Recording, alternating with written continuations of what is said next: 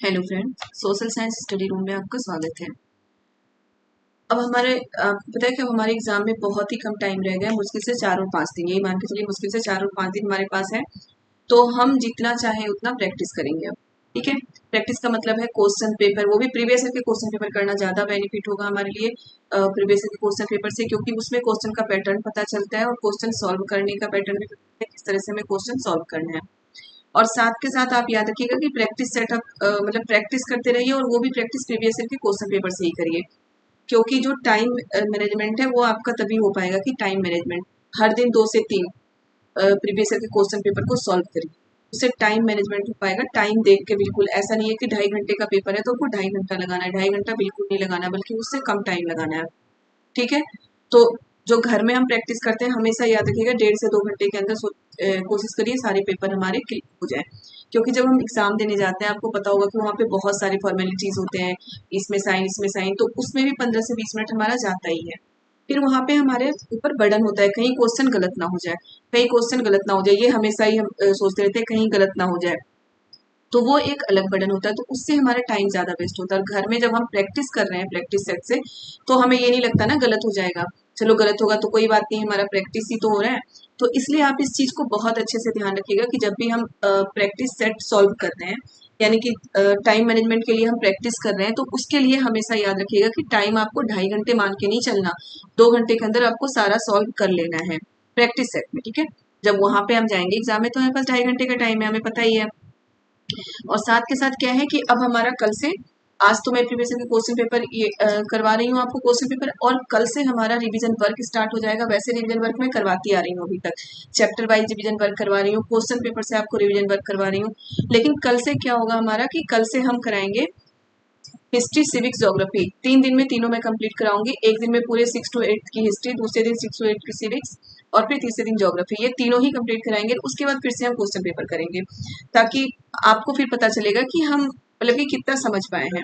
साथ के साथ आपको और भी चीजें देखनी है, जैसे हिंदी, साइकोलॉजी, इंग्लिश, तो ये सारे आप देखते चले साथ के साथ। और बिल्कुल टाइम मैनेजमेंट बहुत जरूरी है, तो वो जरूर कर लो। ठीक है, तो चलिए हम स्टार्ट करते हैं वीडियो। ये सामाजिक अध्ययन का है, देखिए सोशल साइंस। क्वेश्चन नंबर 1 क्या है हमारा? अर्थशास्त्र के अनुसार मौर्य काल में उत्तर पश्चिम के लिए प्रसिद्ध था।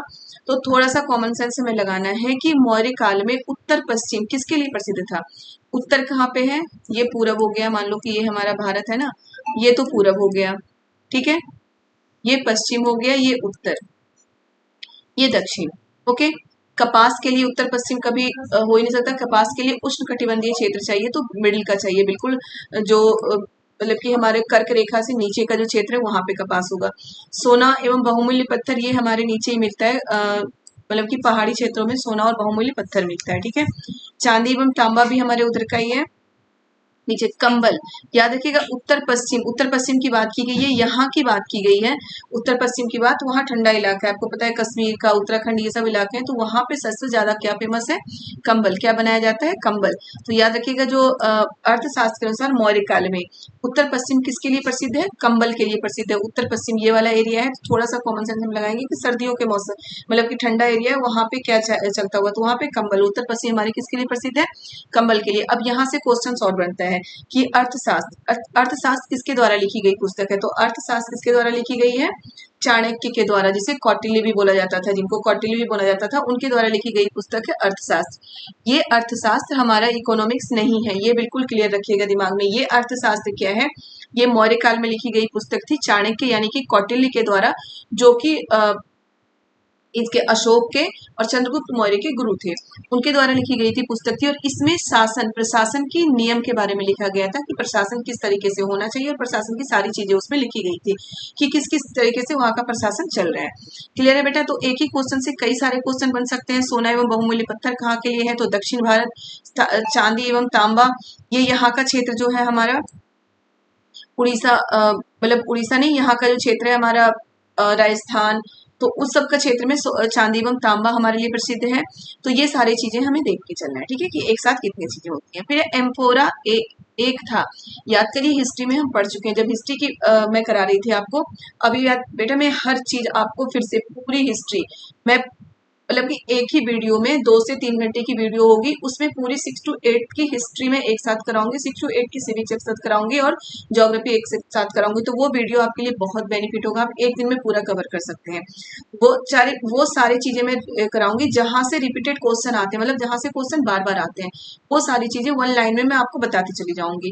क्लियर है? तो वो वीडियो आप जरूर देखिएगा। मैं कल से वो वीडियो डेली डालना स्टार्ट करूंगी, कल परसों, और मतलब कि ट्यूसडे, वेडनेसडे, थर्सडे। थर्सडे में हमारा पूरा हो जाएगा, फिर हमारे पास फ्राइडे और सैटरडे बचेगा, उसमें हम क्वेश्चन सॉल्व करते चलेंगे। जब हमारा ये पूरा हो जाएगा, क्वेश्चन साथ के साथ आप प्रीवियस ईयर के क्वेश्चन पेपर जो मैं करा चुकी हूँ, बहुत सारे क्वेश्चन पेपर करा चुकी हूँ प्रीवियस ईयर के, उसे जरूर देखते रहें, बार बार देखें, ताकि आपको क्वेश्चन सॉल्व करने का पैटर्न पता चलेगा किस तरह से हमें क्वेश्चन सॉल्व करना है।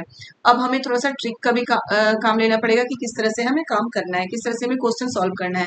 जब भी हम पेडालॉजी के क्वेश्चन सॉल्व करते हैं, वो ट्रिक मैं बता चुकी हूँ कि जहाँ पे बच्चों की पनिशमेंट देने की बात होगी वो चीज हम नहीं, वो ऑप्शन गलत हो जाएगा। जहाँ पे रटवाने की बात होगी वो ऑप्शन गलत होगा। जहाँ पे एग्जाम में नंबर देने की या बच्चों को अच्छे बुरे की पहचान करने की बात होगी, वो ऑप्शन गलत होगा। हमेशा ही पेडालॉजी में एक क्वेश्चन ऐसा जरूर आता है, समावेशी शिक्षा वाला, यानी कि जो स्पेशल चाइल्ड है उससे रिलेटेड क्वेश्चन जरूर आता है। तो याद रखिएगा, स्पेशल चाइल्ड को हमेशा हम जो सामान्य बच्चे हैं उनके साथ पढ़ाया जाएगा, उसके साथ ही पढ़ाया जाता है।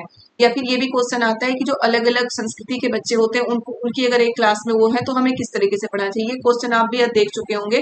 जितने भी पेडालॉजी के क्वेश्चन है, हर साल हर सीटेट के पेपर में ये क्वेश्चन आता ही आता है इससे रिलेटेड। तो उसमें क्या है कि हम किसी खास समूह पे ध्यान ना देके सभी को अपनी बातें बोलने का मौका देंगे और सभी को साथ लेकर चलेंगे। ऐसा नहीं कि कोई अल्पसंख्यक है तो उसे बोलने का मौका देंगे, ऐसा नहीं देंगे। समावेशी शिक्षा का मतलब ये है कि सबको साथ लेके चलना। क्लियर है? चलिए अब हम यहाँ से करते हैं क्या है। एम्फोरा एक था। एम्फोरा क्या था याद करिए, हम हिस्ट्री में पढ़ चुके हैं। एम्फोरा क्या था कि एक बर्तन होता था वो, जिसके दोनों साइड हत्थे लगे होते थे। ठीक है, हत्था यानी कि पकड़ने वाला एक हत्था लगा होता था, एक बर्तन होता था इस तरह का, एक होता था एम्फोरा। इस तरह का कोई पात्र होता था जिसके क्या है, दोनों साइड ऐसे हत्थे होते थे पकड़ने के लिए। ठीक है, जैसे हम कप देखते हैं, कप में एक साइड होता है ना, तो ऐसे मग, अभी हम कुछ मग लेते हैं जिसमें छोटे बच्चों को दूध पिलाने के लिए दोनों साइड हत्थे होते हैं ना, तो इस तरह का पात्र होता था एम्फोरा की, दोनों साइड उसके हत्थे लगे होते हैं। इटली का सिक्का नहीं है, लाल चमकदार बर्तन भी नहीं है, लंबा एवं दोनों तरफ हत्थे लगा जार। तो बिल्कुल सही है, लंबा एवं दोनों तरफ हत्थे लगा जार है एम्फोरा। ठीक है, यहाँ पे भी लगाते हैं, इसका ये है, लंबा एवं दोनों तरफ हत्थे लगा जार। क्लियर है? अब देखिए, रोमन साम्राज्य में काली मिर्च की इतनी मांग थी कि इसे के नाम से बुलाते थे। बेटा याद रखिएगा, रोमन साम्राज्य में काली मिर्च, रोमन साम्राज्य में काली मिर्च कहाँ से जाता था? रोमन साम्राज्य में काली मिर्च जाता था केरल से। हमारे दक्षिण भारत से के काली मिर्च वहां पर बहुत प्रसिद्ध था, केरल से जाता था। और काली मिर्च को बोला जाता था काला सोना। देखिए, काला जादू नहीं, काला ताबीज नहीं, काला पत्थर नहीं, काला सोना। काली मिर्च को क्या बोला गया था? काला सोना। अब काला सोना एक और चीज को बोला गया है जो मैं आपको करा चुकी हूँ ज्योग्राफी में। ये तो हिस्ट्री में है कि रोमन साम्राज्य में, जहां पे ये वर्ड आया ना कि रोमन साम्राज्य में काली मिर्च की बहुत ज्यादा मांग थी, उसे लोग क्या बुलाते थे? काला सोना बोलते थे। पेट्रोलियम को भी काला सोना बोला जाता है। तो ये भी आ सकता है कि वो कौन सा खनिज है। मैं प्रीवियस के क्वेश्चन पेपर में आपको करा चुकी, बिल्कुल ये आया था कि ये कौन सा खनिज है जिसे काला सोना बोला जाता था। तो पेट्रोलियम को, भारत में पेट्रोलियम को काला सोना बोला जाता है। ठीक है, तो वही यहाँ पे अगर रोमन साम्राज्य के लिए आ जाए, तो रोमन साम्राज्य में काला सोना किसे बोला जाता था? तो काली मिर्च को काला सोना बोला जाता था, और पेट्रोलियम को भारत में काला सोना बोला जाता है। देखिए आगे है, रहट चरखे एवं आग्नेय अस्त्रों का आविष्कार में हुआ था। रहट चरखे एवं आग्नेय अस्त्रों का आविष्कार कब हुआ था? प्रागैतिहासिक काल में नहीं, प्राचीन काल में नहीं, मध्य काल में। तो मध्य काल में रहट चरखे और आग्नेय अस्त्रों का आविष्कार हो गया था। प्रागैतिहासिक काल में आग का आविष्कार हो गया था। ठीक है, उस समय आग का आविष्कार हुआ था। और रहट चरखे एवं जो आग्नेय अस्त्र होते हैं, इनका आविष्कार कब हुआ था? मध्य काल में। याद रखिएगा, मध्य काल जो है, आधुनिक काल में तो सारे आविष्कार हुए हैं, मिले हैं हमें। तो मध्य काल में क्या है? रहट चरखे और आग्नेय अस्त्र। रहट जो कृषि के लिए काम आता है, चरखे जिससे सूत काटते हैं, और आग्नेय अस्त्र जैसे कि वही बारूद वगैरह होता है, उसको आग्नेय अस्त्र बोलते हैं। इनका आविष्कार कब हो गया था? मध्य काल में इनका आविष्कार हो चुका था। ठीक है, अब निम्नलिखित में से किस दिल्ली के सुल्तान की प्रशंसा में एक संस्कृत प्रशस्ति लिखी गई है? याद करिए, ये भी हम हिस्ट्री में पढ़ चुके हैं। मैं आपको ये सारे चीजें बहुत ही पॉइंट कर करके बताती रही हूँ मैं हिस्ट्री पढ़ाते हुए। क्या है, निम्नलिखित में से किस दिल्ली के सुल्तान की प्रशंसा में, दिल्ली का सुल्तान याद रखिएगा, दिल्ली का सुल्तान की प्रशंसा में एक संस्कृत प्रशस्ति पाया गया है? इल्तुतमिश नहीं, बलबन, अलाउद्दीन खिलजी, फिरोज तुगलक। तो बलबन है जी, बलबन के प्रशंसा में, मतलब कि बलबन की प्रशंसा में एक प्रशस्ति, संस्कृत प्रशस्ति बहुत इंपॉर्टेंट है कि संस्कृत प्रशस्ति किस दिल्ली के सुल्तान की प्रशंसा में बनाया गया था? तो बलबन की प्रशंसा में बनाया गया था। अब यहाँ से यह है कि प्रशस्ति होता क्या है? तो प्रशस्ति क्या होता था? सुल्तानों या राजाओं के प्रशंसा में, उनकी तारीफ में कुछ चीजें लिखी जाती थी, वो प्रशस्ति होती थी। उसमें क्या होता है, उनके प्रशासन के बारे में। और प्रशस्ति के जो लेखक होते थे वो क्या करते थे, राजा या सुल्तान को राय भी देते थे कि उन्हें शासन प्रशासन किस तरीके से चलाना चाहिए। तो ऐसे क्वेश्चन भी आते हैं और आ भी चुके हैं, इसलिए मैं साथ के साथ आपको और क्वेश्चन भी समझाती जा रही हूँ। नेक्स्ट है, हिरण्यगर्भ नामक अनुष्ठान किया जाता था। हिरण्यगर्भ नामक अनुष्ठान, सबसे पहले तो हिरण्यगर्भ का शाब्दिक अर्थ भी आता है। हिरण्यगर्भ का शाब्दिक अर्थ है सोने का गर्भ, ठीक है। हिरण्यगर्भ का शाब्दिक अर्थ क्या है? सोने का गर्भ। तो हिरण्यगर्भ नामक अनुष्ठान किया जाता था। हिरण्यगर्भ नामक अनुष्ठान किसके लिए किया जाता था? अगर कोई राजा बनना चाहे और वो क्षत्रिय नहीं है तो ये अनुष्ठान करके, एक यज्ञ होता था हिरण्यगर्भ, तो ये अनुष्ठान या ये यज्ञ करके वो अपने आप को क्षत्रिय घोषित करता था और राजा बनता था। तो याद रखिएगा, अगर कोई क्षत्रिय नहीं है तो हिरण्यगर्भ नामक अनुष्ठान करके वो क्षत्रिय, अपने आप को क्षत्रिय घोषित कर देता था और मतलब कि राजा बन जाता था, अपने आप को क्षत्रिय घोषित करता था, ठीक है। और हिरण्यगर्भ का शाब्दिक अर्थ क्या है? सोने का गर्भ, ठीक है। देखिए क्या है पहला ऑप्शन, जब एक राजा किसी क्षेत्र को जीतता था। नहीं, राजा को क्षत्रिय घोषित करने के लिए, चाहे वो जन्म से क्षत्रिय ना हो। तो बिल्कुल सही है। अब याद रखिएगा, हिरण्यगर्भ नामक जो यज्ञ होता है वो ऐसा थोड़ी ना कि राज चलते कोई भी कर लेगा, वो राजा ही करते थे, जो बहुत शक्तिशाली हो जाते थे वही करते थे हिरण्यगर्भ नामक यज्ञ और अपने आप को क्षत्रिय घोषित करते थे। हिरण का शिकार करने के पहले, पुत्र के जन्म के लिए नहीं। हिरण्यगर्भ नामक यज्ञ किसके लिए किया जाता था? अपने आप को क्षत्रिय घोषित करने के लिए, और कोई भी राह चलते नहीं कर सकता था। वो जो राजा होते थे वही, जो क्षत्रिय ना हो, राजा बन गए या बहुत शक्तिशाली हो गए तो वही अपने आप को क्षत्रिय घोषित करने के लिए हिरण्यगर्भ नामक यज्ञ करते थे। क्लियर है? यहाँ से भी दो क्वेश्चन बता चुकी हूँ मैं कि हिरण्यगर्भ का शाब्दिक अर्थ क्या है। तो हिरण्यगर्भ का शाब्दिक अर्थ है सोने का गर्भ। अब देखिए नेक्स्ट क्या है, चोल काल में व्यापारियों के संघ को कहा जाता था। यहाँ से बहुत सारे क्वेश्चन आते हैं बेटा, व्यापारियों के संघ को, किसान को। तो चोल काल में व्यापारियों के संघ को क्या कहा जाता था? ग्रामण, श्रेणी, सभा, नगरम। याद रखिएगा, व्यापारियों के संघ को क्या कहा जाता था? नगरम कहा जाता था। अब यहाँ से जो ग्रामम से श्रेणी और सभा है, ये तीनों के बारे में आप मुझे बताएंगे, मैं हिस्ट्री में आपको बता चुकी हूँ। तो प्लीज अब आपको तो सारा कुछ समझ में आ गया होगा, याद होगा। तो ये तीनों के बारे में प्लीज जरूर मुझे बताइए कमेंट में। मैं बार बार आपको बोलती हूँ कि जो क्वेश्चन मैं पूछती हूँ उसको कमेंट में आपको बताना है, तभी आपका रिवीजन भी होता रहेगा और मुझे भी लगेगा कि आप कुछ समझ पा रहे हैं। ओके, तो चोल काल में व्यापारियों के संघ को क्या कहा जाता था? नगरम कहा जाता था। याद रखिएगा, चोल काल में व्यापारियों के संघ को नगरम कहते थे। नाथ साहित्य का संबंध है। नाथ साहित्य एक साहित्य है जो नाथ है, मतलब नाथ नहीं है, एक साहित्य है जो नाथ साहित्य उसका नाम दिया गया। उसका संबंध किससे है? बंगाली से है। याद रखिएगा, उसका संबंध बंगाली से है, असमी, उड़िया, मैथिली से नहीं है। उसका संबंध, नाथ साहित्य का संबंध किससे है? बंगाली से है। क्लियर है? अब देखिए, खान अब्दुल गफ्फार खान ने उत्तर पश्चिमी सीमांत प्रांत में शक्तिशाली अहिंसक आंदोलन चलाया, जिसे के रूप में जाना जाता है। राम रहीम आंदोलन? बिल्कुल नहीं। खिलाफत आंदोलन? खिलाफत आंदोलन तो भारत में चला था, जिसको खान अब्दुल गफ्फार खान ने नहीं चलाया था, बल्कि क्या है, उत्तर पश्चिमी सीमांत में नहीं। खिलाफत आंदोलन पूरे भारत में चला था। और वो किसके लिए हुआ था खिलाफत आंदोलन? क्योंकि तुर्की के खलीफा को गद्दी से हटा दिया गया था, और इसीलिए जो भारत में खिलाफत आंदोलन चलाया गया था हिंदू मुस्लिम को एक साथ करने के लिए, ठीक है। कांग्रेस पार्टी के तहत, और जो हिंदू मुस्लिम थे सारे मिलकर चलाए थे खिलाफत आंदोलन। और किसके लिए चलाए थे खिलाफत आंदोलन? तुर्की के खलीफा को गद्दी से हटाने के कारण, क्योंकि तुर्की के खलीफा को गद्दी से हटा दिया गया था और उनके साथ बहुत बुरा व्यवहार किया गया था। इससे खिलाफत आंदोलन से दूसरा क्वेश्चन यह आता है कि खिलाफत आंदोलन के बाद कौन सा आंदोलन चला था? खिलाफत आंदोलन का ही स्वरूप बदल के असहयोग आंदोलन बना दिया गया था, ठीक है। अब आगे है खुदाई खिदमतदार आंदोलन। तो ये बिल्कुल सही है कि खान अब्दुल गफ्फार खान ने उत्तर पश्चिमी सीमांत क्षेत्रों में कौन सा आंदोलन चलाया था? अहिंसक आंदोलन। याद रखिएगा, अहिंसक आंदोलन, हिंसक आंदोलन नहीं था, ये अहिंसक आंदोलन था। ये खुदाई खिदमतदार आंदोलन, ये किसके लिए था? किसानों के लिए था। खुदाई खिदमतदार आंदोलन किसानों के लिए, श्रमिकों के लिए आंदोलन चलाया गया था, खुदाई खिदमतदार आंदोलन। क्लियर है? अब नेक्स्ट देखिए, कांग्रेस द्वारा पारित पूर्ण स्वराज 1929 के ये संघर्ष की प्रस्तावना के बाद को स्वतंत्रता दिवस मनाया गया, यानी कि सबसे पहला स्वतंत्रता दिवस कांग्रेस के द्वारा पारित किया गया था। पूर्ण स्वराज की घोषणा कर दी थी कांग्रेस ने 1929 में, और उसके बाद सबसे पहला स्वतंत्रता दिवस मनाया गया था 26 जनवरी 1930 को। मैं बार बार आपको बताती रही हूँ कि जब जो हमारा संविधान बन के तैयार हो गया था 26 नवंबर 1930 में। ठीक है, इसका आंसर तो ये होगा, लेकिन इससे बहुत सारे रिलेटेड क्वेश्चन है जो मैं आपको बता रही हूँ। पहले तो पूर्ण स्वराज जो कांग्रेस के द्वारा आजादी से पहले पूर्ण स्वराज की घोषणा कब की गई थी? 1929 में। ओके, किसके द्वारा की गई थी 1929 में पूर्ण स्वराज की घोषणा? कांग्रेस के द्वारा। एक एक चीज बहुत अच्छे से समझना है बेटा। और प्रथम स्वतंत्रता दिवस, आजादी से पहले प्रथम स्वतंत्रता दिवस कब मनाया गया था? 26 जनवरी 1930 को। ठीक है, अब ये देखिए कि इससे जो रिलेटेड और क्वेश्चन आता है, ये क्वेश्चन तो यहाँ से इतने सारे क्वेश्चन बन गए। अब इससे रिलेटेड जो क्वेश्चन और बनता है वो क्या है कि हमारा संविधान बन के तैयार हो गया था 26 नवंबर 1949 में। ठीक है, 26 नवंबर 1949 में हमारा संविधान बन के तैयार हो गया था, यानी कि 26 नवंबर 1949 में। ठीक है, हमारा संविधान बनके तैयार हो गया था। अब ये है कि 1949 में जब हमारे नवंबर में हमारा संविधान बनके तैयार हो गया, तो फिर 26 जनवरी 1950 में हमारा संविधान को क्यों लागू किया गया? इतने दिन इतने लोग लगे हुए थे संविधान बनाने में, फिर 2 महीने का वेट क्यों किया गया? तो 2 महीने वेट करने का यही कारण था कि जो पूर्ण स्वराज की घोषणा की गई थी, और सबसे पहला स्वतंत्रता दिवस मनाया गया था, वो 26 जनवरी को मनाया गया था। ठीक है, और इसी 26 जनवरी को सेलिब्रेट करने के लिए, याद करने रखने के लिए 26 जनवरी को हमारा संविधान लागू किया गया।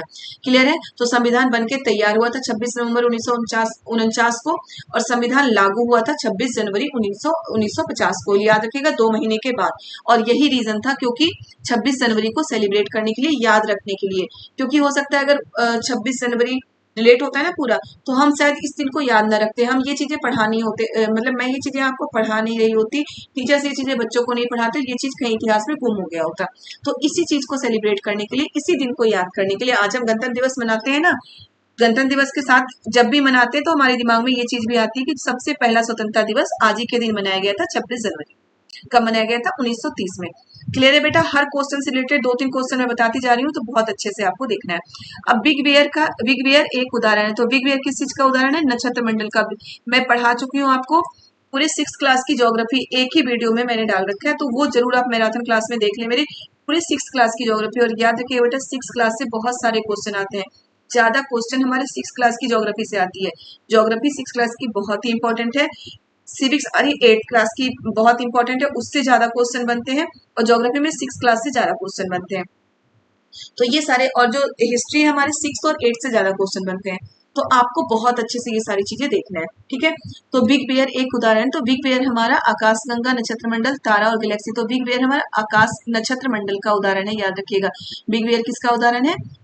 नक्षत्र मंडल का उदाहरण है। आकाशगंगा क्या होता है? जब आसमान में बहुत सारे तारों का एक समूह सा बन जाता है, नदी की तरह बन जाता है, उसे आकाशगंगा कहते हैं। ठीक है, तारा तो आपको पता है, गैलेक्सी पता है, पूरे ब्रह्मांड को गैलेक्सी कहा जाता है। तो बिग बियर किसका उदाहरण है? नक्षत्र मंडल का उदाहरण है। बहुत अच्छे से आपको याद रखना है। अब पृथ्वी से चंद्रमा का केवल एक ही भाग दिखाई पड़ता है, क्यों? अब पृथ्वी से चंद्रमा का केवल एक ही भाग दिखाई पड़ता है, मैं कई बार बता चुकी हूँ कि जो चंद्रमा पृथ्वी की परिक्रमा करती है, तो चंद्रमा पृथ्वी की परिक्रमा 27 दिन में करती है, और वही 27 दिन में वो अपने अक्ष पर भी घूमती है। उसी 27 दिन में अपने अक्ष पर भी घूमती है। यही कारण है कि जितने टाइम वो पृथ्वी की परिक्रमा करने में लगाती है, उतने टाइम वो अपने अपने अक्ष पे भी घूमने में लगाती है। और यही कारण है कि पृथ्वी से चंद्रमा का केवल एक ही भाग दिखाई पड़ता है।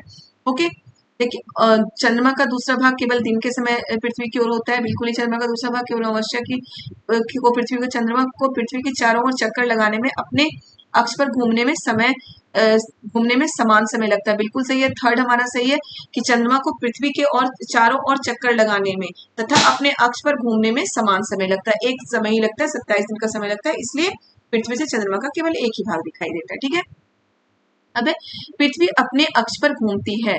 इंपॉर्टेंट है, ये भी कई बार मैं बता चुकी हूँ। पृथ्वी अपने अक्ष पर घूमती है। पृथ्वी किसकी परिक्रमा करती है?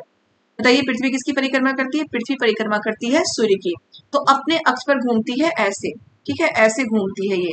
तो मैं किस दिशा से कैसे जा रही हूँ? यहाँ से घूम रही हूँ ना, यहाँ से घूम रही हूँ। तो पृथ्वी अपने अक्ष पर कहाँ से घूमती है? पश्चिम से पूरब की ओर। याद रखिएगा, पश्चिम से पूरब की ओर जाती है पृथ्वी हमेशा। सूर्य की जो परिक्रमा करती है, पश्चिम से पूरब की ओर जाती है। जबकि हमें ये कंफ्यूजन रहता है कि पृथ्वी पूरब से निकल रहा है, तो हमेशा ये कंफ्यूजन सा हो जाता है सॉल्व करते समय कि पूरब से पश्चिम की ओर, तो बिल्कुल नहीं। पृथ्वी अपने अक्ष पर कैसे घूमती है? पश्चिम से पूरब की ओर घूमती है। क्लियर है?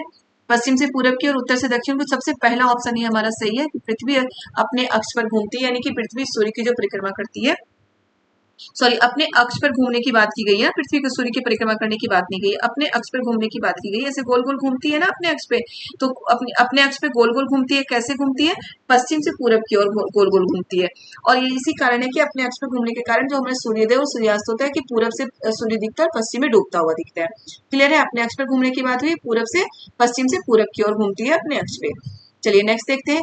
जैसे जैसे हम पृथ्वी पूर्वी गोलार्ध से पश्चिमी गोलार्ध की ओर जाते हैं, देशांतर रेखाओं का आकार बहुत इंपॉर्टेंट है। देशांतर वाले जो चैप्टर में बिल्कुल सेपरेट वीडियो डाल चुकी हूँ, अक्षांश देशांतर, उसमें भी मैंने बहुत डिटेल से सारी चीजें बताई है। अक्षांश देशांतर, इससे क्वेश्चन आता ही आता है। देखिए, जैसे जैसे हम पूर्वी गोलार्ध से पश्चिमी गोलार्ध की ओर जाते हैं, देशांतर रेखाएं हम किसे बोलते हैं? देशांतर रेखाएं बोलते हैं जो ये खड़ी रेखाएं होती है, उसकी हम देशों से देशांतर रेखाएं बोलते हैं। ये खड़ी रेखाओं को हम देशांतर रेखाएं बोलते हैं, और इसे हम बोलते हैं अक्षांश रेखाएं, जो ये पड़ी हुई रेखाएं होती है। ठीक है, तो क्या है? पूर्वी गोलार्ध से पश्चिमी गोलार्ध की ओर जाते हैं, पूरब यहाँ है, पश्चिम यहाँ है, तो हम जैसे जैसे यहाँ से इधर की ओर जाते हैं, तो क्या होता है? देशांतर रेखाओं का आकार, यहाँ से देशांतर रेखाएं शुरू हो रही हैं, हर देशांतर रेखाएं एक ध्रुव से शुरू होकर दूसरे ध्रुव के पे पास जाती है, तो बढ़ता है, बिल्कुल नहीं बढ़ता, घटता भी नहीं है। यहाँ से आकार घट बढ़ तो रहा ही नहीं है, समान रहता है। पहले बढ़ता है फिर घटता है, तो क्या होता है? समान रहता है। देशांतर रेखाओं का आकार क्या होता है? समान रहता है, क्योंकि पश्चिम से पूरब की ओर जा रहे हैं ना, तो देशांतर रेखाओं का आकार क्या होगा? बिल्कुल समान होगा। लेकिन बिल्कुल समान होता है देशांतर रेखाओं का आकार, यहाँ से ऐसे आ गया, ऐसे आ गया, देशांतर रेखाओं का आकार बिल्कुल समान होता है।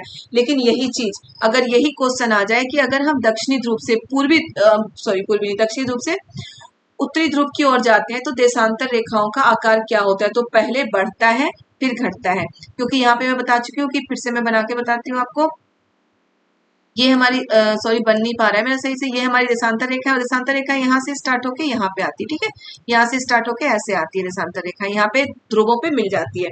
तो ध्रुवों पे तो शून्य होती है, और धीरे धीरे बढ़ते बढ़ते जो भूमध्य रेखा है, 0 डिग्री अक्षांश है, वहां पर सबसे ज्यादा देशांतर रेखाओं के बीच की दूरी सबसे ज्यादा होती है, और फिर घटती है, तो उत्तरी ध्रुव पे जाके मिल जाती है, फिर शून्य हो जाती है। तो अगर यही क्वेश्चन आता है कि जैसे जैसे हम दक्षिणी ध्रुव से उत्तरी ध्रुव पे या उत्तरी ध्रुव से दक्षिणी ध्रुव की ओर जाते हैं, तो देशांतर रेखाओं का आकार क्या होता है? देशांतर रेखाओं का आकार पहले बढ़ेगा, पहले बढ़ रहा है ना, और फिर घटता है। ठीक है, क्लियर है? तो बहुत अच्छे से आप कर लेंगे इस रिलेटेड सारे क्वेश्चन, मुझे लग रहा है। चलिए आगे देखते हैं। पृथ्वी दिन कहलाता है। पृथ्वी दिन क्या है? पृथ्वी दिन क्या होता है कि पृथ्वी अपने अक्ष पे जो घूमती है ना, कितने टाइम में घूमती है अपने अक्ष पे? ये परिक्रमण की बात नहीं है, घूर्णन की बात है। पृथ्वी अपने अक्ष पे 24 घंटे में घूमती है, 24 घंटे का टाइम लगाती है, जिसमें दिन और रात दोनों होता है। तो उसी 24 घंटे के टाइम को पृथ्वी दिन बोला गया है, याद रखिएगा, उसी 24 घंटे के टाइम को पृथ्वी दिन बोला गया है। तो कभी आप इस चीज के लिए कंफ्यूज मत होइएगा कि दिन का, पृथ्वी दिन का मतलब होता है दिन का समय, नहीं। 24 घंटे का जो समय होता है जिसमें पृथ्वी अपने अक्ष पर घूमती है, तो उसे पृथ्वी दिन बोला गया है। ठीक है, देखिए, जितने समय तक सूर्य पृथ्वी की एक विशेष स्थान पर चमकता है, जितने समय तक सूर्य पृथ्वी पर एक विशेष, बिल्कुल नहीं होगा ये तो क्या हो गया कि दिन और रात वाली बात हो गई। ग्रीनविच का मानक समय, ग्रीनविच का मानक समय भी 0 डिग्री देशांतर है, याद रखिएगा। पृथ्वी द्वारा अपने अक्ष पर घूमने में लिया गया समय, बिल्कुल सही है, पृथ्वी द्वारा अपने अक्ष पर घूमने में लिया गया समय क्या होता है? पृथ्वी दिन, और उसमें हमारा दिन और रात दोनों ही आ जाता है। पृथ्वी द्वारा सूर्य की ओर चारों ओर परिक्रमा में लिया गया समय, तो सूर्य की चारों ओर परिक्रमा में लिए गए समय को पृथ्वी दिन नहीं कहते हैं। याद रखिएगा, पृथ्वी जो अपने अक्ष पे घूमती है, यहाँ से एक और क्वेश्चन बनता है कि पृथ्वी जो अपने अक्ष पे घूमती है उसके कारण क्या होता है? उसके कारण दिन और रात होता है। और पृथ्वी सूर्य की परिक्रमा करती है, उसके कारण क्या होता है? उसके कारण मौसम में परिवर्तन होता है। ठीक है, चलिए नेक्स्ट देखते हैं। विषुव के दिन सूर्य की सीधी किरणें पड़ती हैं। विषुव वाला चैप्टर मैं आपको करा चुकी हूँ बहुत अच्छे से, ये 6th में ही है, मैं आपको बार बार बताती हूँ। यहाँ पे सूर्य यहाँ पे है मिडिल में, मैं ये आपको डायग्राम बना के बताई थी, तो ये बहुत अच्छे से आपको करना है, समझना है। ठीक है, तो ये वाला जो दिन होता है ना, ठीक है, ये सूर्य है, ये इसको मान लेते हैं हम सूर्य है, और ये पृथ्वी परिक्रमा करिए, सारी पृथ्वी है। ओके, तो ये दोनों, ये और ये जो होता है स्थिति पृथ्वी की, वो विषुव कहलाता है। ठीक है, विषुव की स्थिति कराता है, ये वसंत का समय होता है, ठीक है। ये वाली और ये वाली स्थिति विषुव कराता है। यहाँ की जो स्थिति होती है इस समय क्या होता है, उत्तरी ध्रुव में ठंड होती है, क्योंकि उत्तरी ध्रुव दक्षिणी ध्रुव सूर्य की ओर होता है, दक्षिणी ध्रुव सूर्य की ओर होता है, उत्तरी ध्रुव सूर्य की ओर नहीं, दक्षिणी ध्रुव सूर्य की ओर झुका हुआ होता है, तो मकर रेखा पे सूर्य की किरणें सीधी पड़ती है, ठीक है। तो ये दिसंबर का समय होता है भारत में, मतलब उत्तरी ध्रुव में सर्दियों का मौसम होता है। और ये वाला है, इसमें उत्तरी ध्रुव सूर्य की ओर झुका होता है, दक्षिणी ध्रुव सूर्य की ओर झुका हुआ नहीं होता। यहाँ पे कर्क रेखा पे सूर्य की किरणें सीधी पड़ती है। तो यहाँ पे क्या होता है, दक्षिणी भारत में दक्षिणी ध्रुव में सर्दियों का समय होता है, उत्तरी ध्रुव में गर्मी गर्मी का मौसम होता है। और ये दोनों जो है, इस दोनों में क्या होता है कि विषुवत वृत्त यानी कि जो 0 डिग्री अक्षांश है वहां पे सूर्य की किरणें सीधी पड़ती है, और यहाँ पे दिन और रात बराबर होते हैं, ठीक है, दिन और रात बराबर होते हैं, और इसे ही विषुव कहा जाता है, क्योंकि यहाँ पे वसंत का मौसम होता है और विषुवत वृत्त पर सूर्य की किरणें सीधी पड़ती है, इसी कारण इसे क्या बोला गया है, विषुव बोला गया है। और यही हमारा क्वेश्चन है, विषुव के दिन सूर्य की सीधी किरणें पड़ती हैं, विषुव के दिन सूर्य की सीधी किरणें कहाँ पे पड़ती है, विषुवत रेखा पे पड़ती है। क्लियर है। अब अटलांटिक महासागर में अनेक पोताश्रय एवं पत्तन है, क्यों? तो अटलांटिक महासागर की विशेषता मैं आपको बता चुकी हूँ कि उसकी जो अटलांटिक महासागर के जो किनारे हैं बहुत ही छिछले हैं, मतलब कि उनका जो अंटार्कटिक जो तट रेखा है बहुत छिछली तंदुरित है, छिछली है।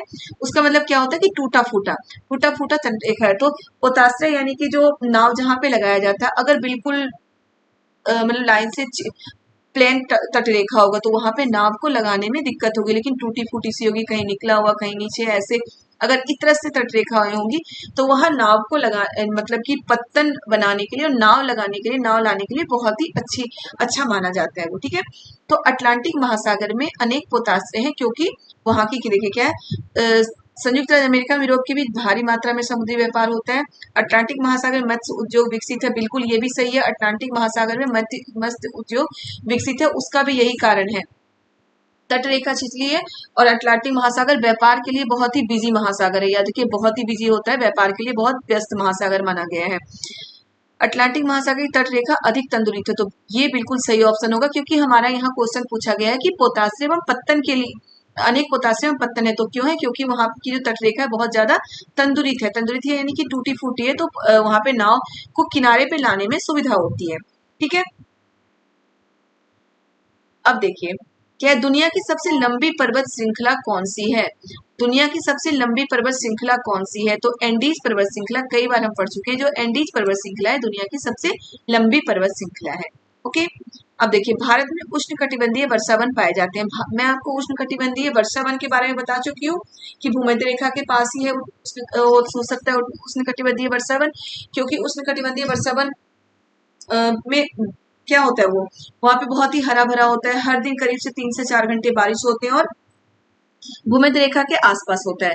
तो भारत में भूमध्य रेखा के पास का क्षेत्र है, इसमें देखिए मध्य प्रदेश नहीं है, हिमाचल प्रदेश भी नहीं है, हिमाचल प्रदेश तो बिल्कुल ऊपर है, यहाँ पे वर्षा वन है ही नहीं, यहाँ पे तो शंकुधारी वन है। राजस्थान भी नहीं है, राजस्थान में तो कटीली झाड़ियां पाई जाती है क्योंकि ये रेगिस्तानी इलाका है। अंडमान और निकोबार, अंडमान निकोबार हमारे भारत में बिल्कुल यहाँ पे है ना, और ये भूमध्य रेखा के बिल्कुल करीब है। तो अंडमान निकोबार में उष्णकटिबंधीय वर्षा वन पाए जाते हैं, याद रखिएगा भारत के अंडमान निकोबार में उष्णकटिबंधीय वर्षा वन पाए जाते हैं। क्लियर है। अब लौटते मानसून के समय आर्द्र पवनें बहती हैं। लौटते मानसून के, जब मानसून का आगमन होता है तो पवनें समुद्र से स्थल की ओर बहती है, याद रखिएगा मानसून का आगमन होता है तो पवनें समुद्र से स्थल की ओर बहती है, और जब मानसून की वापसी होती है तो पवनें उल्टी मतलब कि वही स्थल से समुद्र की ओर जाने लगती है, ठीक है, स्थल से समुद्र की ओर जाने लगती है। तो मानसून के आगमन और वापसी दोनों ही समझना जरूरी है कि जब मानसून के आगमन के समय पवनें कैसे बहती हैं, तो समुद्र से स्थल की ओर, मानसून के वापसी के समय, ये लौटते मानसून की बात की गई है, वापसी की बात की गई है, तो इसमें पवनें कहाँ से बहेगी, स्थल से समुद्र की ओर बहेगी पवनें, ठीक है। क्लियर है, कहाँ बहती है, स्थल से समुद्र की ओर पवनें बहती है।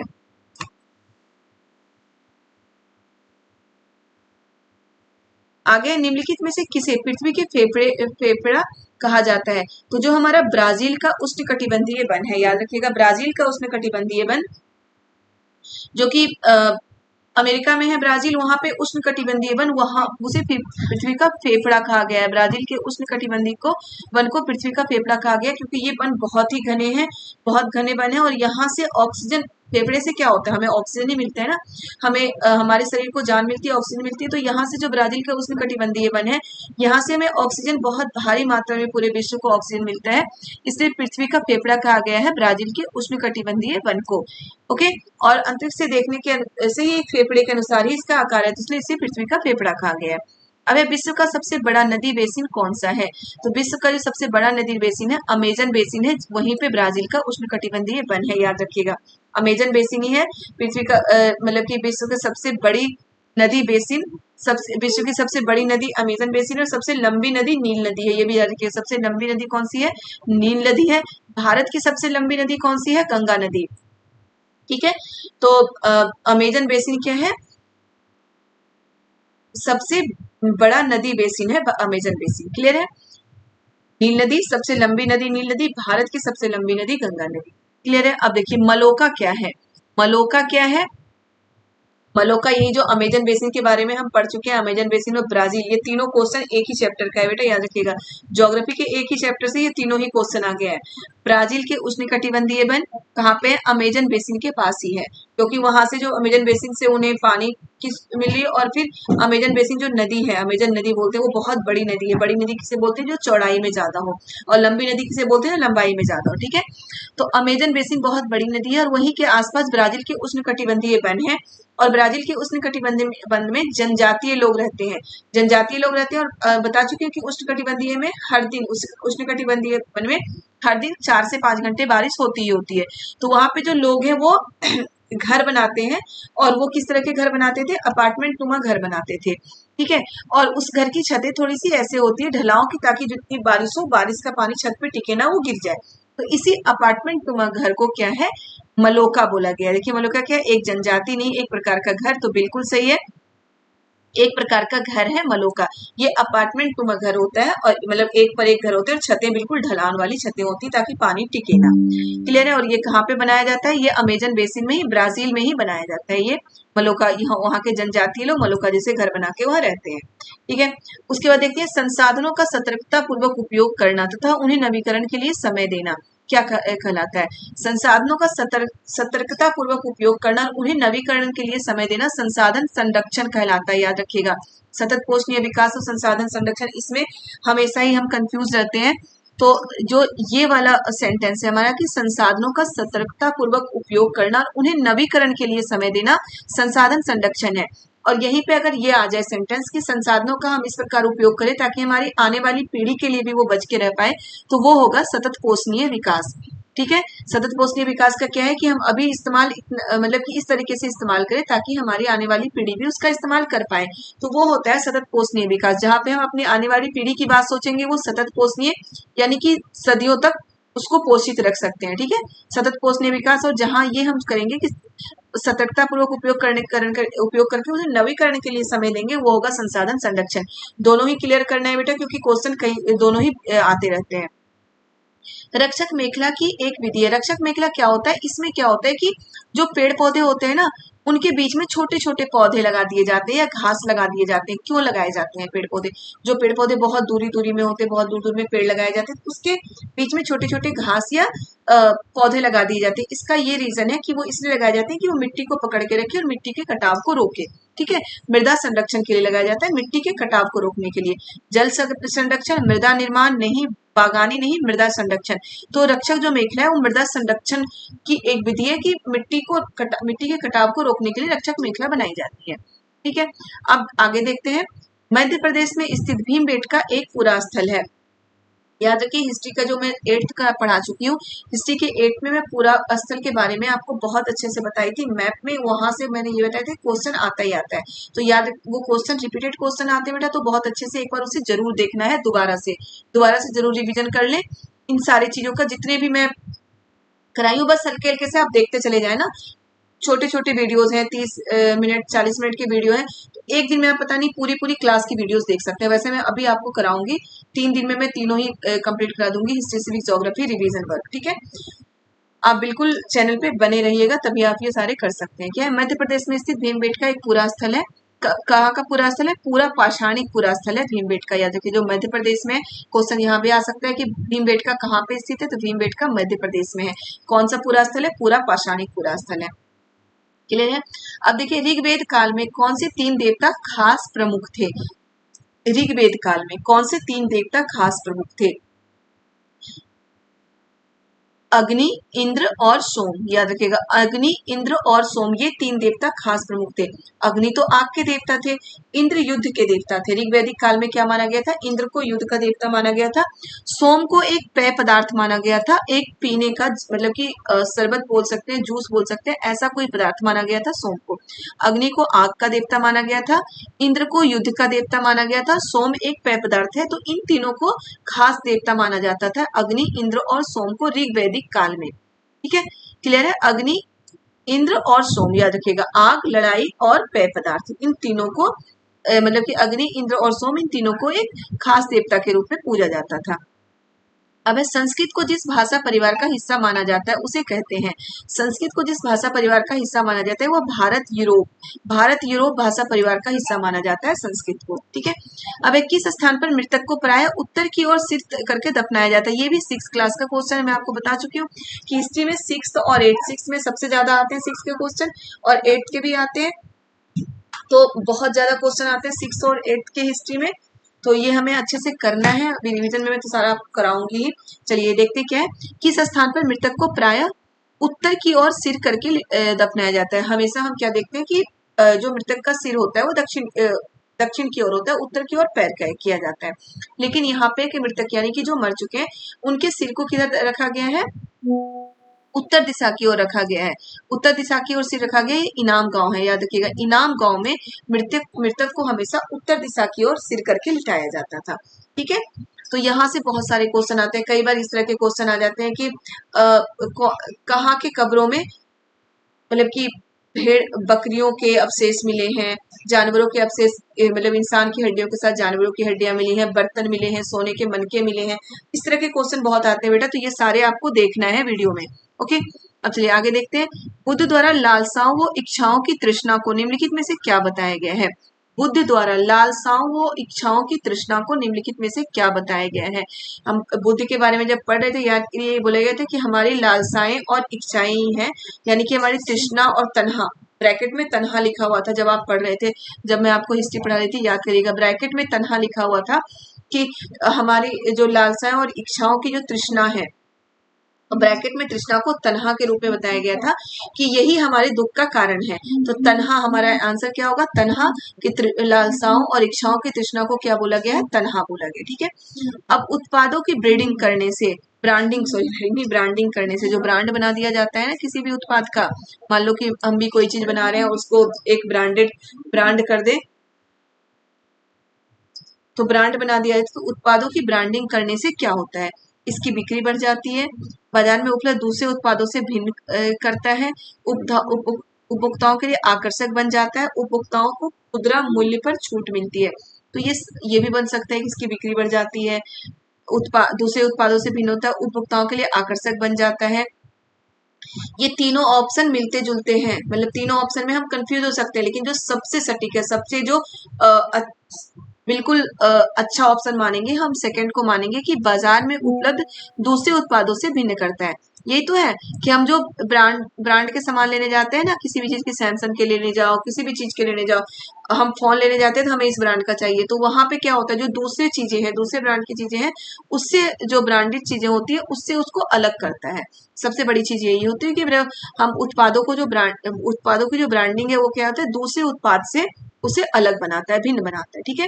अब भारतीय संविधान के किस खंड को अक्सर संविधान की अंतर आत्मा बोला गया है। मैं पढ़ा चुकी हूँ बहुत ज्यादा, अभी मैं आपको यही पॉलिटी में पढ़ा रही थी, बार बार मौलिक अधिकार बार बार बता रही थी, मौलिक अधिकार में ये है वो है।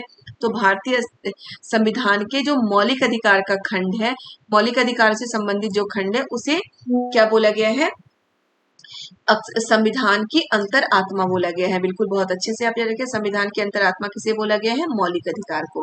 क्लियर है। मौलिक अधिकार कितने हैं, 6 हैं, जो मैं आपको अभी करा चुकी हूँ। ओके। अब लोकसभा के लिए कितने सदस्य मनोनीत हो सकते हैं, तो लोकसभा के लिए 2 सदस्य मनोनीत होते हैं, वहीं पे राज्यसभा के लिए 12 सदस्य मनोनीत होते हैं। याद रखिएगा राज्यसभा के लिए 12 सदस्य मनोनीत होते हैं। ये जो 12 दिया गया, ये राज्यसभा के लिए 12 सदस्य मनोनीत होते हैं, लोकसभा के लिए 2 सदस्य मनोनीत होते हैं। ओके।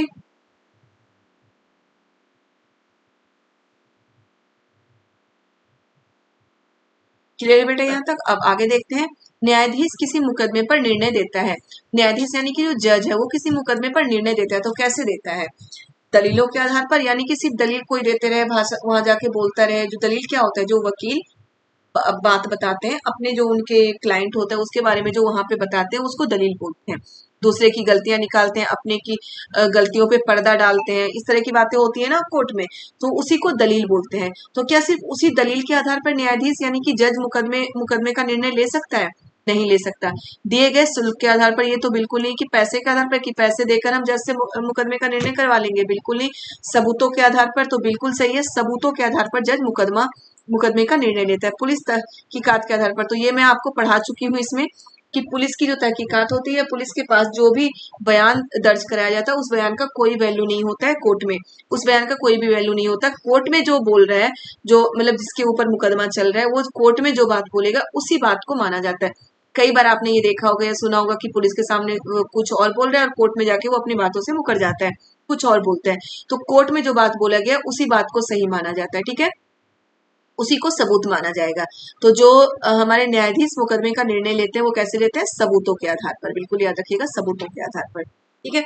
अब निम्नलिखित में से किस पंथ पर आदिवासी प्रभाव परिलक्षित है? बेटा मैं कल ही आपको बता चुकी हूँ, आदिवासियों जो इसका हम पढ़ा रहे थे ना, पढ़ रहे थे, ये क्या कहते हैं उसे, हाशियाकरण। हाशियाकरण पे में ही ये वाला पॉइंट था कि कि आदिवासियों का जो आसपास के क्षेत्र होते थे वहां के धर्म और पंथ पर बहुत ज्यादा कई पर उनका प्रभाव परिलक्षित दिख रहा है। और उसी में से एक उदाहरण है जगन्नाथ पंथ का, ठीक है। उड़ीसा में जो जगन्नाथ मंदिर है, जगन्नाथ पंथ है, उस पर आदिवासी का प्रभाव परिलक्षित होता है। वहां पे अभी भी जो जगन्नाथ की मूर्ति बनाई जाती है रथ यात्रा के समय, वो आदिवासियों के द्वारा ही बनाई जाती है, लकड़ी की मूर्ति बनाई जाती है, ठीक है, और आदिवासियों के द्वारा ही बनाई जाती है। अब है दस्त, पेचिस, हैजा जैसी बीमारियों को रोका जा सकता है। ये भी कल मैं करा चुकी हूँ, 8th क्लास में बता चुकी हूँ कि 8th क्लास की जो पॉलिटी है बहुत इंपॉर्टेंट है। ये भी 8th क्लास की पॉलिटी का क्वेश्चन है कि ये जो आया था ना जल वाला, कि जन सुविधाएं, उसी में ये है ये सारे, कि दस्त, पेचिस, हैजा जैसी बीमारियों को रोका जा सकता है। तो ये दस्त, पेचिस, हैजा ये सारी बीमारियां पानी से फैलती है, यानी कि गंदे पानी के कारण ये फैलता है। तो इनको कैसे रोका जाता है? स्वास्थ्य शिक्षा के द्वारा, बेहतर स्वास्थ्य सुविधाओं के द्वारा, सुरक्षित पेयजल उपलब्ध कराकर, सस्ती दवाइयां उपलब्ध कराकर। तो दवाइयां उपलब्ध कराकर तो बीमारी होने के बाद हम उसे सुधार करेंगे ना। तो दस्त, पेचिस और हैजा ये सभी गंदे पानी के कारण होता है। तो इसको कैसे रोका जा सकता है? रोकने की बात की गई ना, कैसे रोका जा सकता है? सुरक्षित पेयजल उपलब्ध कराकर। अगर साफ पानी हमें पीने को मिलेगा तो ये बीमारियां ही नहीं होंगी। तो इस तरीके से रोका जा सकता है।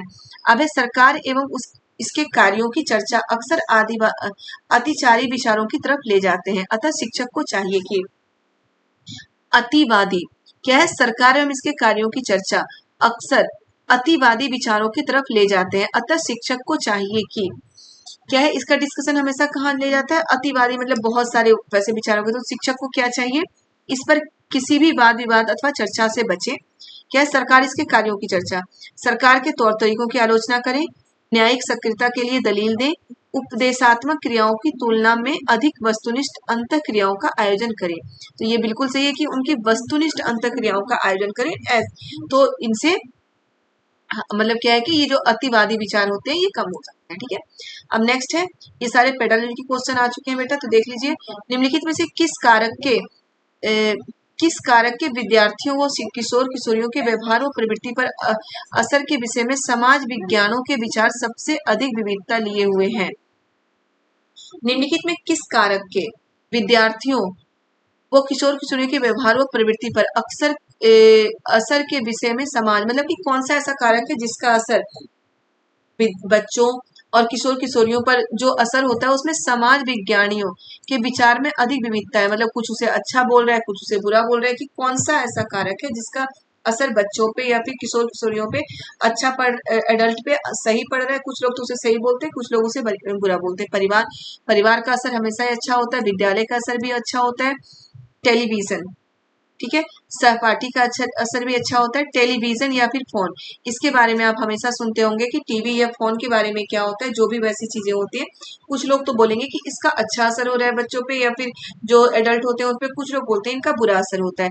तो समाज विज्ञानियों के विचार में इस पर अधिक विविधता है कि क्या बोलते हैं लोग, कि अगर इस पे अगर सही तरीके से यूज किया जाए तो अच्छा असर है, लेकिन उसी को अगर गलत तरीके से यूज किया जाए तो उसका बुरा असर होता है। अगर टेलीफोन और फिर ये टेलीविजन और फोन का हम जरूरत से ज्यादा यूज करेंगे तो हमारे ऊपर वो बुरा असर हो सकता है, हमारे बच्चों पे वो बुरा असर हो सकता है।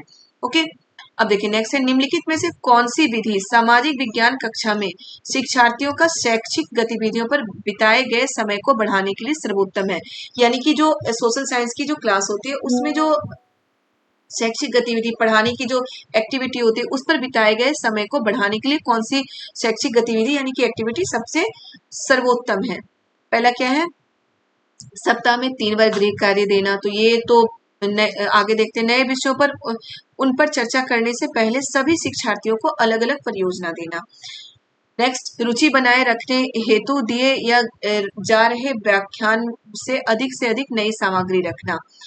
ठीक ठीक पाठ योजना वो प्रत्येक गतिविधि के लिए नियत समय का पालन करना। तो ये क्या है कि समय को बढ़ाने के लिए सर्वोत्तम है, तो ये ठीक पाठ योजना वो प्रत्येक गतिविधि के लिए नियत समय का पालन करना, कि जो प्रत्येक गतिविधि है उसके लिए एक सही समय का पालन करना कि इसके लिए हम इतना समय देंगे, पाठ योजना के लिए हम इतना समय देंगे, तभी उसके क्या है शैक्षिक गतिविधियों बिताए गए समय को बढ़ाने के लिए सर्वोत्तम विधि है। ठीक है, नेक्स्ट है, एक छात्रा भारतीय सैनिकों द्वारा कारगिल युद्ध में झेली कठिनाइयों के विषय में उत्सुक है। वह कुछ सैनिकों का इंटरव्यू लेती है जिन्होंने इस युद्ध में हिस्सा लिया था। इन सैनिकों को निम्नलिखित में से क्या माना जाता है। याद रखिएगा बेटा, जब भी हम किसी से कोई बात सुनते हैं, ठीक है, कोई जो प्रत्यक्षदर्शी होता है, जिसे बोलते हैं ना कि जो आंखों से देख के आ रहा है, तो उससे हम वो बात अगर सुन रहे हैं तो वो प्राथमिक स्रोत है। हमेशा बोलते हैं वो प्राथमिक स्रोत है। जो लिखा गया स्रोत होगा, बुक, अखबार, और इससे भी क्वेश्चन आता ही आता है, ये प्राथमिक स्रोत, द्वितीयक स्रोत, इससे भी क्वेश्चन आता है, तो इसलिए बहुत अच्छे से हमें समझ लेना है। प्राथमिक स्रोत क्या होता है, जो मैं आपको बोल रही हूँ, किसी घटना के बारे में मैं आपको बता रही हूँ कि घटना हुआ था, मैं वहां थी, मैंने ये सब मैं देख रही थी, तो इस घटने के बारे में अगर मैं आपको बता रही हूँ तो मैं प्राथमिक स्रोत हूँ। और वही कहीं लिखा हुआ अगर आप पढ़ रहे हैं तो वो द्वितीयक स्रोत होगा, याद रखिएगा। लिखी हुई चीजें द्वितीयक स्रोत होती है, बोली हुई चीजें प्राथमिक स्रोत होती है। ठीक है, तो यहाँ पे क्या होता है, सैनिक से क्या है, सैनिक का इंटरव्यू लेती है, तो सैनिक का इंटरव्यू ले रही है, सैनिक तो वहां पे था, तो सैनिक का इंटरव्यू ले रही है, तो वो मौखिक रूप से बता रहा है, तो वो क्या है, प्राथमिक स्रोत है। क्लियर है, चलिए देखते हैं। एक शिक्षक कक्षा 8 के छात्रों को गहन अध्ययन, केस स्टडी, ठीक है, के लिए प्रकरण देना चाहता है। निम्नलिखित में से सबसे उपयुक्त क्या होगा। अब याद रखिए इसमें क्या है, भूकंप, भारत की प्रमुख फसलें, भारत में पाए जाने वाले खनिज, पृथ्वी की संरचना। बेटा इसलिए मैं आपको बोलती हूँ कि हमें थ्योरी देखना पढ़ना बहुत जरूरी है। अब इसमें हमें क्या देखना है कि 8th क्लास में इनमें से कौन सा चैप्टर है। ठीक है, यही तो है, क्योंकि ज्योग्राफी में तो ये सारे हैं, लेकिन हम ये सारे पढ़ते हैं हम 6 to 8th में, लेकिन 8th क्लास में कौन सा चैप्टर है, क्या है, सॉरी 7th क्लास में, 7th क्या है, 7th क्लास में कौन सा चैप्टर है कि एक शिक्षक कक्षा 7th के छात्रों को केस स्टडी के लिए प्रकरण देना चाहता है। निम्नलिखित में से सबसे उपयुक्त कौन सा होगा। भूकंप, भूकंप चैप्टर हमारा 7th क्लास में है, याद करिएगा, मैं पढ़ा चुकी हूँ भूकंप के बारे में आपको 7th क्लास में। जो प्लेटें होती है जमीन के अंदर उसको टकराने से भूकंप होता है, तो मैं 7th में आपको पढ़ा चुकी है। भारत की प्रमुख फसलें, तो ये 8th क्लास में है, भारत की प्रमुख फसलें। ठीक है, भारत में पाए जाने वाले खनिज, ये भी 8th क्लास में। पृथ्वी की संरचना, ये 6th में है। ओके, तो हम 7th में इन सब 4 चीजों में से हम 7th में क्या पढ़ते हैं, भूकंप के बारे में। तो अगर हमें 7th के छात्र को ही, तो 7th के स्टूडेंट को ही तो केस स्टडी के लिए देना है, तो हम भूकंप के बारे में ही देंगे। क्लियर है, तो इसलिए हमें चैप्टर भी मतलब कि हमें पता होना चाहिए कि हम कौन से क्लास में क्या पढ़ रहे हैं, क्या पढ़ा रहे हैं। अब क्या है, व्यक्तित्व चुनाव की तुलना में अवलोकन योग्य तथ्यों को 3 तथ्यों को ध्यान में रख निगमन निकालना निम्नलिखित में से क्या कहलाता है। क्या है निगमन, यानी कि क्या है, इंडिविजुअल जो चुनाव की तुलना में अवलोकन योग्य तथ्यों को ध्यान में रखकर निगमन निकालना निम्नलिखित से क्या है।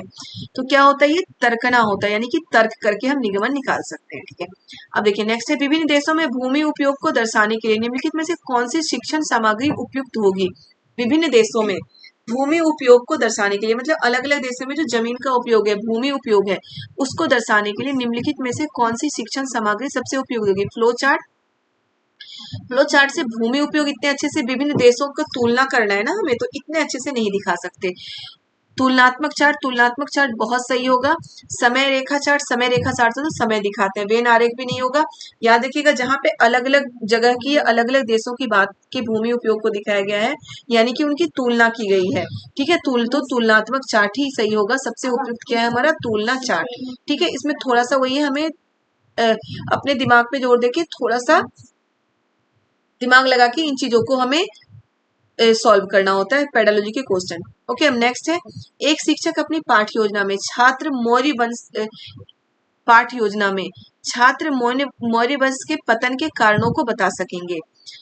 जब हम पाठ योजना बनाते हैं, यानी कि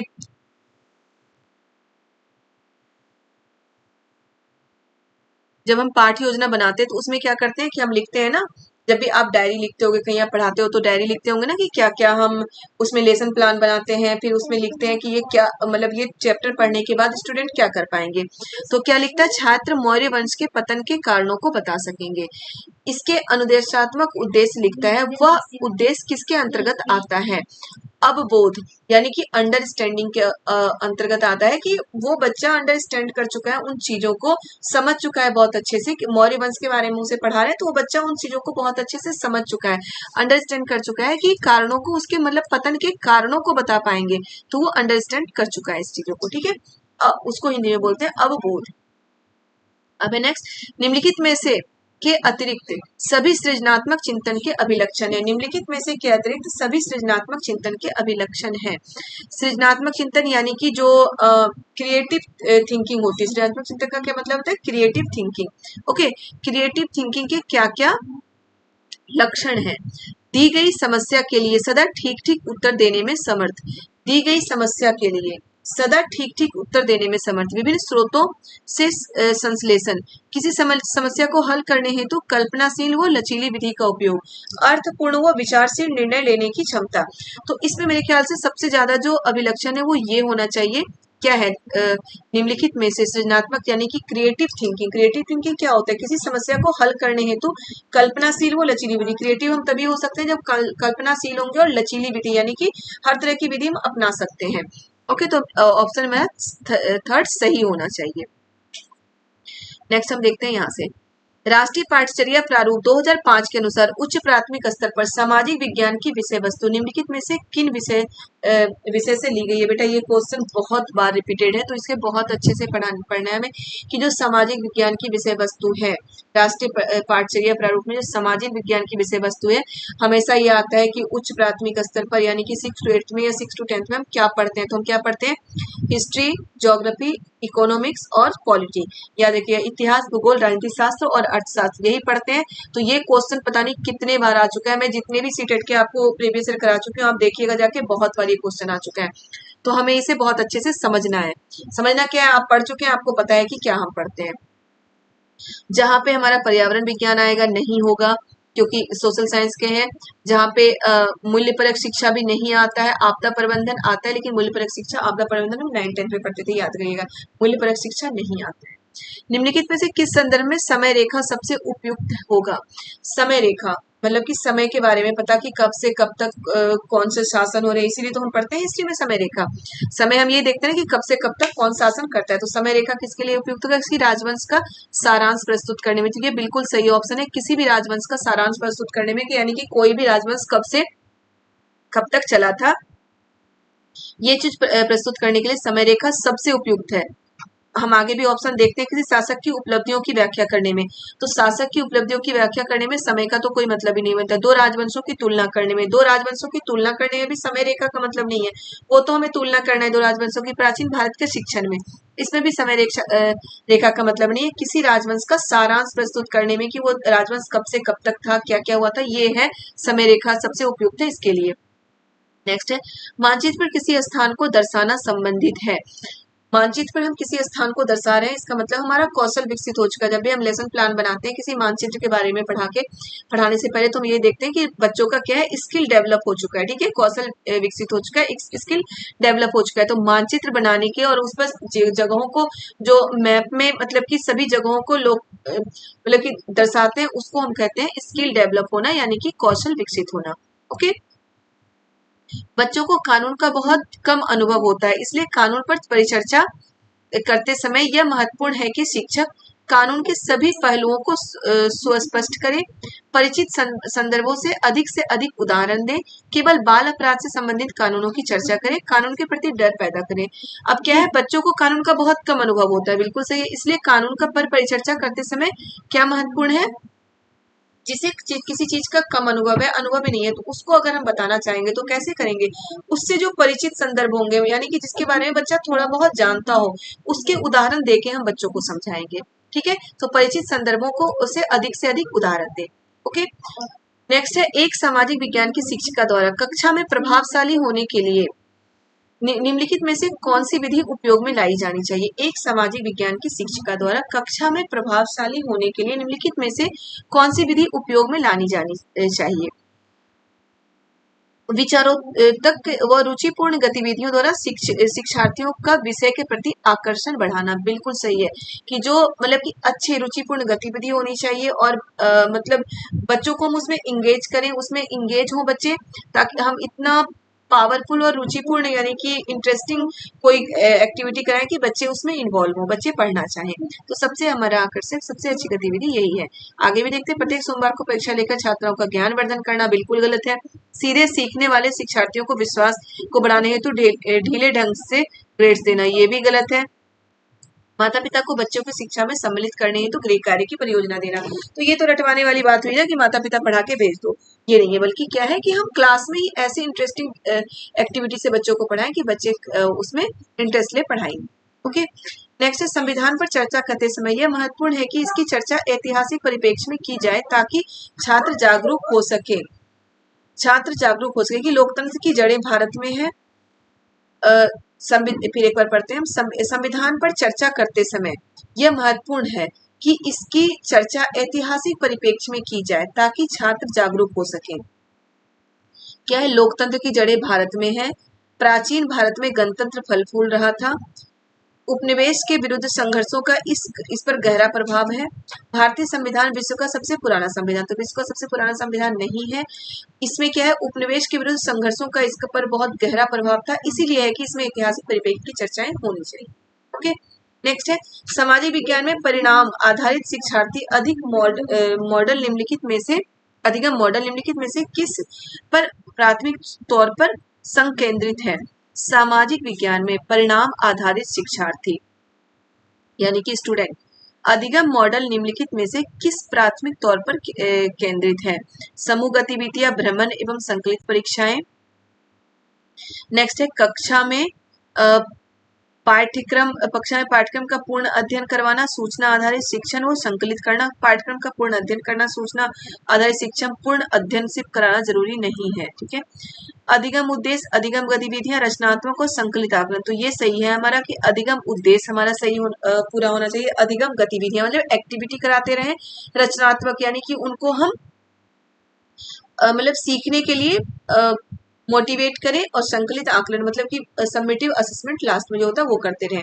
तो यही है हमारे सामाजिक विज्ञान परिणाम आधारित शिक्षार्थी अधिगम मॉडल निम्नलिखित में से किस पर प्राथमिक तौर पर केंद्रित है। तो इसी चीज पे आधुनिक अधिगम उद्देश्य, अधिगम गतिविधियां, रचनात्मक और संकलित आकलन। ओके, जो लास्ट में होता है हमारा सबमिटिव असेसमेंट। समाज विज्ञान विषय वस्तु का उद्देश्य होना चाहिए। समाज विज्ञान विषय वस्तु का उद्देश्य क्या होना चाहिए, यानी कि सोशल साइंस का उद्देश्य क्या होना चाहिए कंटेंट का। छात्रों को विश्व में होने वाली घटनाओं से परिचित कराना, सिर्फ परिचित करवाना होना चाहिए, नहीं, छात्रों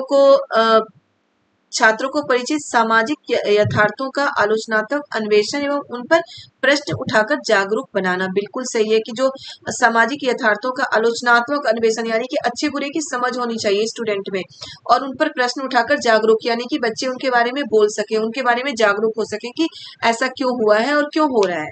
ओके, छात्रों में राष्ट्रीयता की भावना का विकास किया जाए। तो सामाजिक विज्ञान का सिर्फ यही उद्देश्य नहीं है कि राष्ट्रीयता की भावना का विकास करें, विकसित देश के बारे में जानकारी दी जाए, सिर्फ विकसित देश के बारे में जानकारी नहीं दी जाती है। तो याद रखिएगा, ये सारी चीजें सिर्फ नहीं है, बहुत सारी चीजें हमारे सामाजिक विज्ञान में है, वो यही है सामाजिक यथार्थ, परिचित सामाजिक यथार्थ का रचनात्मक अन्वेषण एवं उन पर प्रश्न उठाकर जागरूक होना। नेक्स्ट है, हमारे जैसे विविधतापूर्ण समाज में पाठ्य पुस्तकें इस प्रकार की होनी चाहिए कि अब विविधतापूर्ण समाज यानी कि बहुत, हमारे समाज में क्या होता है, बहुत सारे धर्म, बहुत सारी संस्कृति के लोग हैं हमारे समाज में, भारत में। तो वहां पे पाठ्य पुस्तकें किस तरीके से होनी चाहिए, कि बुक जो है वो किस तरीके की होनी चाहिए, वो बच्चों को अच्छा नागरिक बनाने के सरकार के दृष्टिकोण को प्रतिबिंबित करें। सिर्फ सरकार के दृष्टिकोण को बिल्कुल नहीं। वो विवादित मुद्दों से दूर रहें, ये भी बिल्कुल गलत है कि विवादित मुद्दों से हम दूर क्यों रखें, बच्चों को तो हमें आलोचनात्मक दृष्टिकोण देना है ना, हर चीजों के बारे में बताना है। सभी क्षेत्रों में सामाजिक समूहों का उनसे जुड़ाव हो, अलग अलग क्षेत्र के लिए अलग अलग पाठ्य पुस्तकें हो, बिल्कुल नहीं, ये भी गलत है। ये तो बिल्कुल मतलब क्लियर है इसको पढ़ने के बाद कि हमारा ऑप्शन नंबर 3 ही सही होगा, कि सभी क्षेत्रों एवं सामाजिक समूहों का उनसे जुड़ाव हो। क्लियर है।